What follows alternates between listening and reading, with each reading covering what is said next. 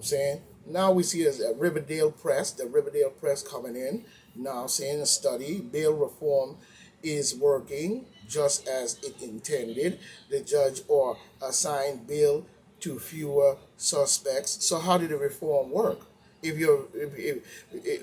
we didn't hear this a long time ago. Now all of a sudden coming from the Riverdale, we're hearing the study of bail reform working. No, it's not. This is also to give the demon Democrats a so-called boost in the kind of digital things, because they're saying the study coming from the Riverdale Press saying bail reform has worked, and a judge is now giving out fewer all of a sudden. Now I'm saying, but we see here when the New York State Agency reported shows fewer suspects are being assigned bail thanks to a serious bail reform laws that have been a a lightning rod for political controversy. Unlike others, this report produces the state's division criminal justice service has data from 2019 prior to the former implementation. This serves as a benchmark to compare the number from 2020 to 2021. We learned that bail reform is a work in progress. You know what I'm saying? Yeah, yeah, right. Said Michael Rimple, Rumpelstiltskin, who is the director of the Johnny J. College data. Yeah, he's a lying son of a bitch. Bail reform did not work, it made it worse. So he's lying to give the demon Democrats an upward push. Now we see here where Southampton, coming in from the NYN media, you know what I'm saying, where we see Southampton cannabis dispensary take shapes to support Shinnecock's Nation. Yeah, and it should, because they are native people, and you probably learn about cannabis from our native people anyway. You know what I'm saying? But it's right for them to be able to sell and grow crops of this stuff based on their sovereign nation, as a nation in itself, and the government and the nation of themselves. They should not be regulated just by federal government if they're a nation all to themselves, and so is the Shinnecock and the Algonquin nation of native people should be governing their own prosperity according to what they need to grow their economy and their lives as a whole. You know what I'm saying? But we got another one coming in from the Daily Mail. It's a power keg. Migrants will be sent to every borough of New York, with Queens housing the most, up to 32%, even though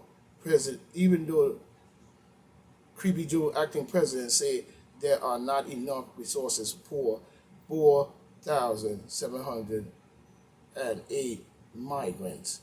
But Creepy Joe, or whoever said this statement, should know that there's over 4.9 million migrants already in the country. So why do you have such a low number? I don't know. Nearly 15,000 migrants. There we go again, lower number again. Lying to the people. Nearly 15,000 migrants in New York City will be distributed across its 5 boroughs. Here we go. You like Creepy Joe Biden. You know what I'm saying? Across New York, you love Creepy Hoxel. You know what I'm saying? You love Q Ball Adams. Mm-hmm. You know what I'm saying? All across the borough. Now is the time for the zealot, tough on crime. Mm-hmm. I mean, you better make the right decision, because this might be your last chance. To the next election. And hope that you get your senses by then. Distributed across 5 boroughs, with Queens housing the most, despite its borough president saying it does not have enough resources to do so. But they're going to overload it. Believe that. Queens will house 4,782 of the 14,777 migrants, or 32%, according to the Department of Homeland Service. Imagine that. It's a power cake in Queens at this point, said Queens. Now, saying said Queensboro president Donovan Richards. You know what I'm saying? Brooklyn will house the second most with 3,906.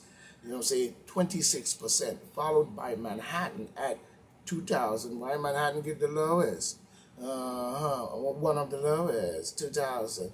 You know what I'm saying? And we see here where they're going to spread it across at two in Manhattan, 2,913%, 20%. The Bronx with 2,587, 18%. Staten Island's going to house another 589, 4%.